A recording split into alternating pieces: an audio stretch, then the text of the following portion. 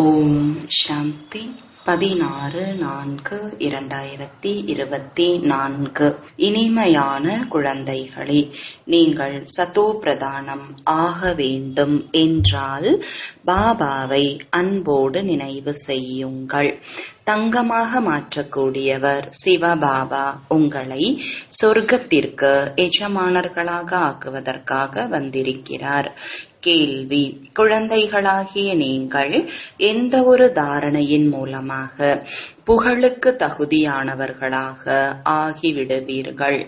பதில்: மிக மிக பணிவுடையவர்களாக ஆகுங்கள். எந்த ஒரு விஷயத்தின் அகங்காரமும் இருக்கக்கூடாது. மிகவும் இனிமையாக ஆக வேண்டும்.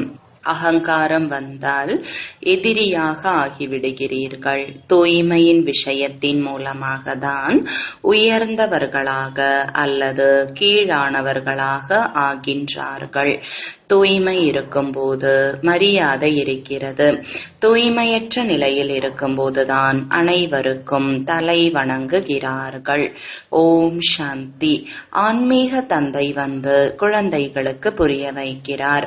பாபாவும் நாம் இந்த குழந்தைகளுக்கு புரிய வைக்கிறோம் என்று புரிந்து கொள்கிறார். பக்தி மார்க்கத்தில் அநேக பெயர்களில் பலவிதமான சித்திரங்கள் உருவாக்கி விடுகிறார்கள் என்பது குழந்தைகளுக்கு புரிய வைக்கப்பட்டுள்ளது. நேபாளத்தில் பாரஸ்நாத்தை ஏற்றுக்கொள்வது போல் ஆகும். அவருடைய மிக பெரிய ஆலயம் இருக்கிறது. ஆனால் எதுவும் இல்லை. 4 நுழைவாயில்கள் இருக்கின்றன. 4 மூர்த்திகள் இருக்கின்றன. 4வதில் கிருஷ்ணரை வைத்திருக்கிறார்கள். இப்போது எதையாவது மாற்றி இருக்கலாம். கண்டிப்பாக பாரஸ்நாத் என்று சிவபாபாவை தான் சொல்ல முடியும். மனிதர்களை பாரஸ் புத்தியுடையவர்களாக அவர்தான் மாற்றுகிறார். எனவே முதலில் அவர்களுக்கு இதை புரிய வைக்க வேண்டும். உயர்ந்ததிலும் உயர்ந்தவர் இறைவன். பின்னால் முழு உலகமும் இருக்கிறது. சூக்ஷ்ம வதனத்தில் உலகம் எதுவும் இல்லை. பின்னால் லக்ஷ்மி நாராயணன் அல்லது விஷ்ணு இருக்கிறார். உண்மையில் விஷ்ணுவின் ஆலயம் கூட தவறானது. விஷ்ணு 4 புஜங்களை உடையவராக இருக்கிறார். 4 புஜங்களை உடைய மனிதர்கள் யாரும் இருப்பது இல்லை. பாபா புரிய வைத்திருக்கிறார். லக்ஷ்மி நாராயணன் இருக்கிறார்கள் அல்லவா? இவர்களை ஒன்றாக்கி விஷ்ணுவின் ரூபத்தில் காட்டி இருக்கிறார்கள். லக்ஷ்மி நாராயணன் இருவரும் தனித்தனியானவர்களாக இருக்கிறார்கள். சூக்ஷ்ம வதனத்தில் விஷ்ணுவிற்கு 4 புஜங்களை காண்பித்து விட்டார்கள். அதாவது இருவரையும் சேர்த்து 4 புஜங்களாக ஆக்கிவிட்டார்கள்.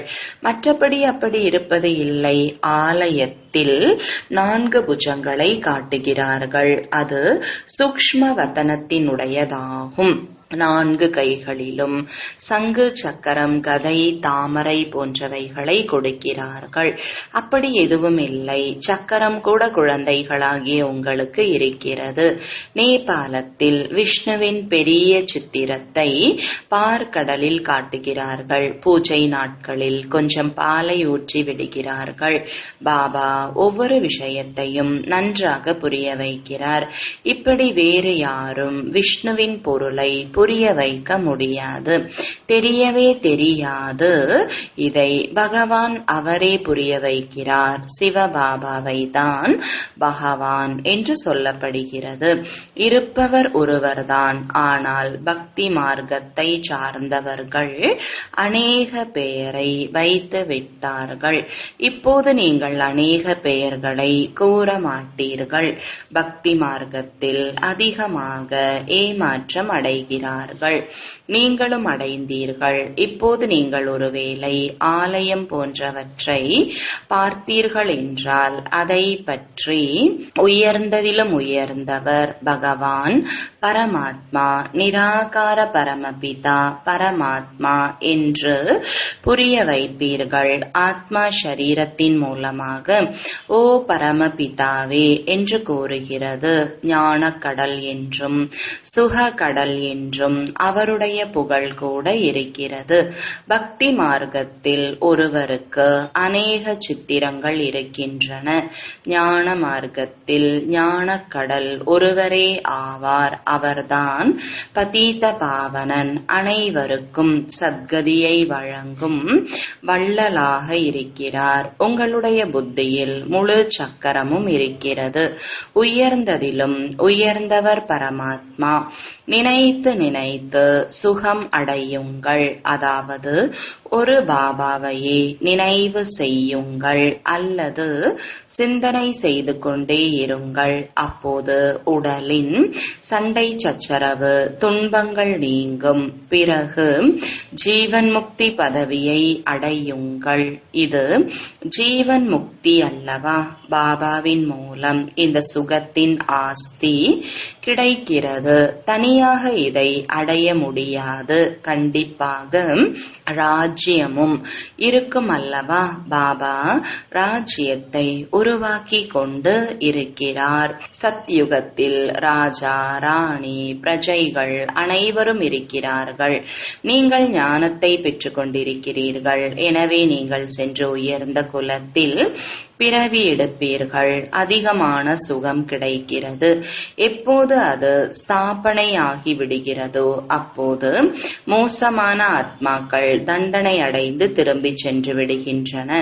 அவருடைய பிரிவில் சென்று நின்றுவிடும். இவ்வளவு அனைத்து ஆத்மாக்களும் வருவார்கள். பிறகு அதிகரித்து கொண்டே இருக்கும். மேலிருந்து எப்படி வருகிறார்கள் என்பது புத்தியில் இருக்க வேண்டும். ஒரு இலைக்கு பதிலாக 10 இலைகள் ஒன்றாக வர வேண்டும் என்பது கிடையாது. இல்லை, விதிப்படி இலைகள் வருகின்றன. இது மிகப்பெரிய மரமாகும். ஒரு நாளில் லட்சக்கணக்கானவர்களின் வளர்ச்சி ஏற்பட்டு விடுகிறது என்று காட்டுகிறார்கள். முதலில் உயர்ந்ததிலும் உயர்ந்தவர் பகவான். தூய்மையற்றவர்களை தூய்மையாக்கக்கூடியவர். துக்கத்தை போக்கி அவர்தான் சுகத்தை அளிப்பவர் என்பதை புரிய வைக்க வேண்டும். நடிகர்கள் யாரெல்லாம் துக்கம் அடைகிறார்களோ அவர்கள் அனைவருக்கும் சுகம் கொடுக்கிறார். துக்கத்தை கொடுப்பவன் ராவணன் ஆவான். பாபா வந்திருக்கிறார் என்று மனிதர்களுக்கு தெரியவில்லை. தெரிந்தால் தானே வந்து புரிந்து கொள்வார்கள். நிறைய பேர் புரிந்து கொள்கிறார்கள். பிறகு ஓடிவிடுகிறார்கள். எவ்வாறு குளித்துக் கொண்டிருக்கும் போதே கால்கள் வழுக்கி விடுகிறது. பிறகு தண்ணீருக்குள்ளே சென்று விடுவது போலாகும். பாபா அனுபவம் வாய்ந்தவர் அல்லவா? இது விஷக்கடலாகும். பாபா உங்களை பார்க்கடலின் பக்கம் கொண்டு செல்கிறார். ஆனால் மாயை எனும் முதலை நல்ல நல்ல மகாரதிகளை கூட விழுங்கி விடுகிறது. வாழ்ந்து கொண்டிருக்கும் போதே பாபாவின் மடியில் இருந்து இறந்து ராவணனுடைய மடிக்கு சென்று விடுகிறார்கள்.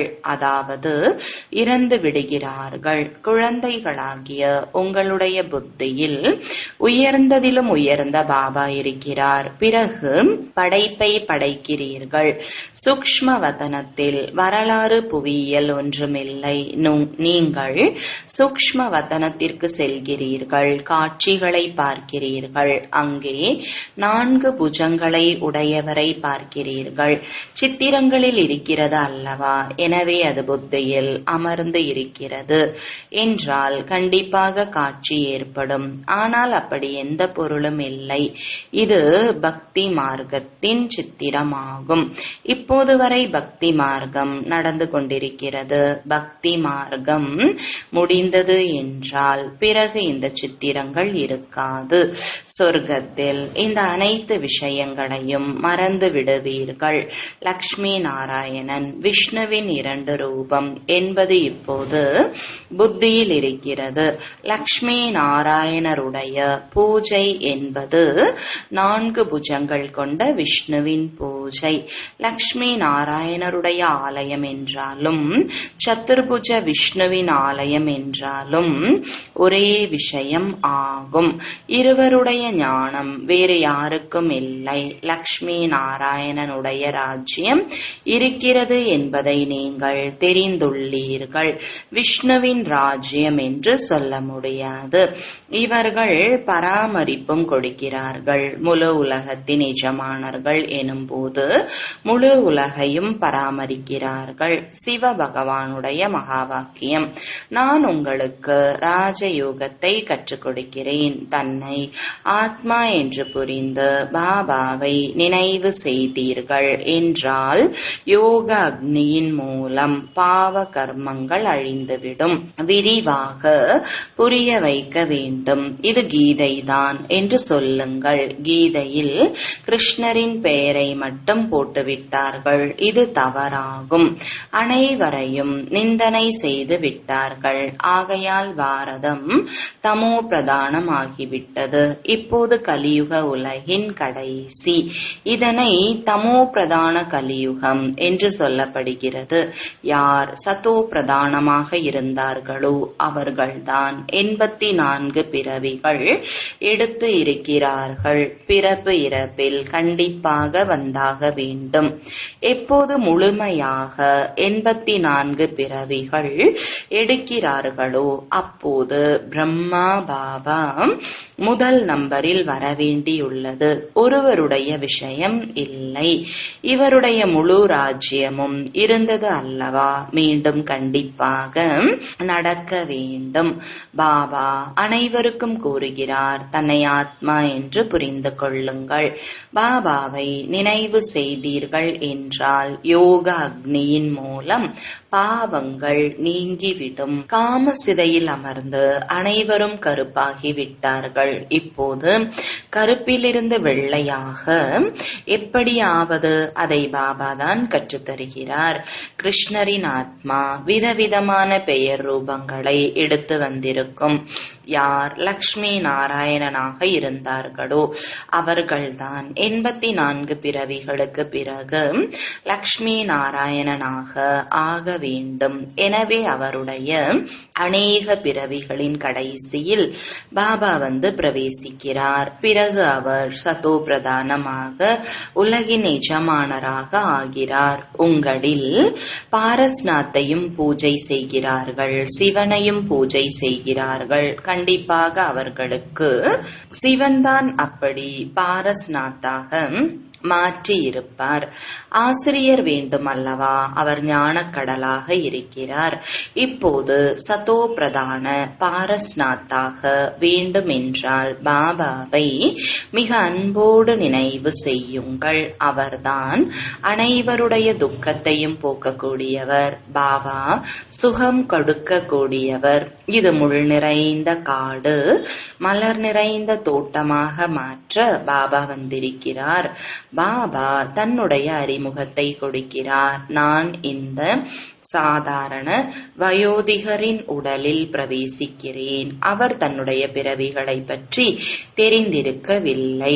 பகவானுடைய மகா வாக்கியம், நான் உங்களுக்கு ராஜயோகத்தை கற்றுக் கொடுக்கிறேன். எனவே இது ஈஸ்வரிய பல்கலைக்கழகம். குறிக்கோளே ராஜா ராணி ஆவதுதான் என்றால் கண்டிப்பாக பிரஜைகள் வருவார்கள். மனிதர்கள் அதிகமாக யோகா யோகா என்று செய்கிறார்கள். துறவர மார்க்கத்தை சார்ந்தவர்கள் அநேக அட்டயோகங்களை செய்கிறார்கள். அவர்கள் ராஜயோகத்தை கற்றுத்தர முடியாது. பாபாவின் யோகமே ஒரே முறையான யோகம். தங்களை ஆத்மா என்று புரிந்து தந்தையாகிய என்னை நினைவு செய்யுங்கள் என்று மட்டும் கூறுகிறார். 84 பிறவிகள் முடிந்திருக்கிறது. இப்பொழுது திரும்பி வீட்டிற்கு செல்ல வேண்டும். இப்போது தூய்மையாக ஆக வேண்டும். ஒரு தந்தையை நினைவு செய்யுங்கள். மற்ற அனைத்தையும் விடுங்கள். பக்தி மார்க்கத்தில் நீங்கள் வந்தீர்கள் என்றால் நாங்கள் உங்கள் ஒருவரிடத்திலேயே தொடர்பை இணைப்போம் என்று பாடினீர்கள். எனவே கண்டிப்பாக அவரிடமிருந்து ஆஸ்தி கிடைத்திருந்தது அல்லவா? அரை கல்பம் சொர்க்கம், பிறகு நரகமாகும். ராவண ராஜ்யம் ஆரம்பமாகிறது. இவ்வாறெல்லாம் எல்லாம் புரிய வைக்க வேண்டும். தன்னை தேகமென்று புரிந்து கொள்ளாதீர்கள். ஆத்மா அழிவற்றதாக இருக்கிறது. ஆத்மாவில்தான் அனைத்து நடிப்பும் அடங்கியுள்ளது. அதை நீங்கள் நடிக்கிறீர்கள். இப்போது சிவபாபாவை நினைவு செய்தீர்கள் என்றால் துன்பம் விலகிவிடும். சந்நியாசிகள் தூய்மையாகும் பொழுது அவர்களுக்கு எவ்வளவு புகழ் ஏற்படுகிறது. அனைவரும் தலை வணங்குகிறார்கள். தூய்மையின் விஷயத்தில்தான் உயர்ந்தவர் தாழ்ந்தவர் ஆகின்றனர். தேவதைகள் முற்றிலும் உயர்ந்தவர்களாவர். சந்நியாசிகள் ஒரு பிறவி தூய்மையாகிறார்கள். பிறகு அடுத்த பிறவியில் விகாரத்தின் மூலம்தான் பிறக்கிறார்கள். தேவதைகள் சத்யுகத்தில் தான் இருக்கிறார்கள். நீங்கள் இப்போது படிக்கிறீர்கள், படிப்பு சொல்லி தருகிறீர்கள். சிலர் படிக்கிறார்கள், ஆனால் மற்றவர்களுக்கு புரிய வைக்க முடியாது. ஏனென்றால் தாரணை ஆவதில்லை. பாபா கூறுகிறார், உங்களுடைய அதிர்ஷ்டத்தில் இல்லை என்றால் பாபா என்ன செய்ய முடியும்? ஒருவேளை பாபா அமர்ந்து கொண்டு அனைவருக்கும் ஆசீர்வாதம் செய்தால் அனைவரும் உதவி தொகை பெற்று விடுவார்கள்.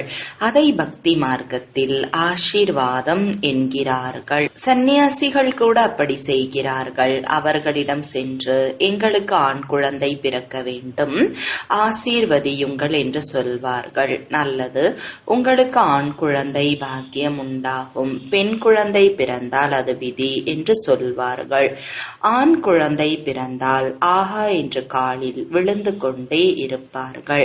நல்லது, ஒருவேளை இறந்து விட்டால் அழுது புலம்புவார்கள். குருவை திட்ட ஆரம்பித்து விடுவார்கள். குரு அப்படி விதி இருந்தது என்று சொல்வார். முதலிலேயே ஏன் சொல்லவில்லை என்று கேட்பார்கள். யாராவது இறந்தவர் உயிர் விட்டால் இதுவும் விதி என்றுதான் வந்து கூறுவார்கள். அது கூட நாடகத்தில் அடங்கியுள்ளது. ஆத்மா எங்காவது மறைந்து விடுகிறது. மருத்துவர்களும் இவர் இறந்து விட்டார் என்று புரிந்து கொள்கிறார்கள். பிறகு உயிர் ஷரீரத்தில் பிரவேசமாகும். சிதையில் ஏற்றப்பட்டவர்கள் கூட எழுந்து விடுகிறார்கள். யாராவது ஒருவரை ஏற்றுக்கொண்டார்கள் என்றால் அவருக்கு பின்னால் அநேகர் சென்று விடுகிறார்கள். குழந்தைகளாகிய நீங்கள் மிகவும் பணிவுடையவர்களாக ஆகி நடந்து கொள்ள வேண்டும். சிறிது கூட அகங்காரம் இருக்கக்கூடாது. இன்றைக்கு யாரிடமாவது சிறிது அகங்காரம் காட்டினீர்கள் என்றால் விரோதம் அதிகமாகும். மிகவும் இனிமையானவர்களாக நடந்து கொள்ள வேண்டும். நேபாளத்தில் கூட குரல் எழும்பும். இப்போது குழந்தைகளாகிய உங்களுடைய மகிமை காண நேரம் இல்லை. இல்லை என்றால் அவர்களுடைய தங்குமிடம் பறந்துவிடும். பெரிய பெரிய மனிதர்கள் விழித்துக் கொண்டால் சபையில் அமர்ந்து சொன்னால் அவர்களுக்கு பின்னால் அநேகர் வந்து விடுவார்கள். யாராவது மந்திரி பாரதத்தின் ராஜயோகத்தை பிரம்மா குமாரிகளை தவிர யாரும் கற்றுத்தர முடியாது என்று உங்களுடைய மகிமை செய்ய வேண்டும். அப்படி இதுவரை யாரும் வரவில்லை. குழந்தைகள் மிகவும் புத்திசாலிகளாக அற்புதமானவர்களாக ஆக வேண்டும். இன்னார் இன்னார் எப்படி உரையாற்றுகிறார்கள் என்பதை கற்றுக்கொள்ள வேண்டும். சேவை செய்வதற்கான யுக்தியை பாபா கற்றுக் கொடுக்கிறார். பாபா எப்படி முரளி நடத்தினாரோ அப்படியே துல்லியமாக கல்ப கல்பமாக நடத்தி இருப்பார். நாடகத்தில் அடங்கி இருக்கிறது. அப்படியே என்று கேள்வி எழ முடியாது. நாடகத்தின்படி என்ன புரிய வைக்க வேண்டியிருந்ததோ அதை புரிய வைத்தார். புரிய வைத்துக் கொண்டே இருக்கிறேன். மற்றபடி மக்கள் அளவற்ற கேள்விகளை கேட்பார்கள். முதலில் மன்மனாபவ ஆகுங்கள் என்று சொல்லுங்கள். பாபாவை தெரிந்து கொள்வதன் மூலம் அனைத்தையும் தெரிந்து கொள்வீர்கள். நல்லது. இனிமையிலும் இனிமையான காணாமல் கண்டெடுக்கப்பட்ட குழந்தைகளுக்கு தாயும் தந்தையுமான பாப் தாதாவின் அன்பு நினைவுகளும் வணக்கங்களும். ஆன்மீக குழந்தைகளுக்கு ஆன்மீக தந்தையின் வணக்கங்கள். ஆன்மீக தந்தைக்கு ஆன்மீக குழந்தைகளின் அன்பு நினைவுகளும் வணக்கங்களும். தாரணைக்கான முக்கிய சாரம்: சேவைக்கான யுக்தியை கற்றுக்கொண்டு அதிக புத்திசாலிகளாகவும் திறமையானவர்களாகவும் ஆக வேண்டும். தாரணை செய்து பிறகு மற்றவர்களை செய்ய வைக்க வேண்டும். படிப்பின் மூலம் தன்னுடைய உயர்ந்த அதிர்ஷ்டத்தை தானே உருவாக்க வேண்டும். எந்த ஒரு விஷயத்திலும் சிறிது கூட அகங்காரத்தை காட்டக்கூடாது. மிக மிக இனிமையாக பணி உடையவர்களாக ஆக வேண்டும். மாயை எனும் முதலையிடமிருந்து தன்னை காத்து கொள்ள வேண்டும். வரதானம்: நடந்து முடிந்து விட்டதை சிறந்த விதி மூலமாக அதை கடந்து சென்று நினைவு சொரூபமாக்கக்கூடிய மதிப்பிற்குரிய வகையில் தேர்ச்சி அடைபவர் ஆவீர்களாக. விளக்கம்: நடந்தது நடந்துவிட்டது என்பது ஆகத்தான் வேண்டியுள்ளது. காலம் மற்றும் காட்சிகள் எல்லாமே கடந்து போய்விடும். ஆனால் பாஸ்விதானர் கௌரவத்துடன் தேர்ச்சி பெறுபவராகி ஒவ்வொரு சங்கல்பம் அல்லது நேரத்தையும் கடந்து செல்லுங்கள். அதாவது நடந்து விட்டதை சிறந்த விதி மூலமாக கடந்து செல்லுங்கள். நடந்து முடிந்ததை நினைவில் கொண்டு வந்தவுடனே ஆஹா ஆஹா என்ற வார்த்தைகள் இதயத்திலிருந்து வெளிப்படட்டும். மற்ற ஆத்மாக்கள் உங்களது நடந்து முடிந்த கதை மூலமாக பாடம் கற்றுக்கொள்ளட்டும். உங்களது கடந்த காலம் நினைவு சொரூபமாக ஆகிவிட வேண்டும். அப்பொழுது அனைவரும் புகழ் பாடிக்கொண்டே இருப்பார்கள். ஸ்லோகன்: சுயநன்மைக்கான சிறந்த திட்டத்தை அமைத்தீர்கள் என்றால் உலக சேவைக்கான சகாஷ் கிடைக்கும். ஓம் சாந்தி.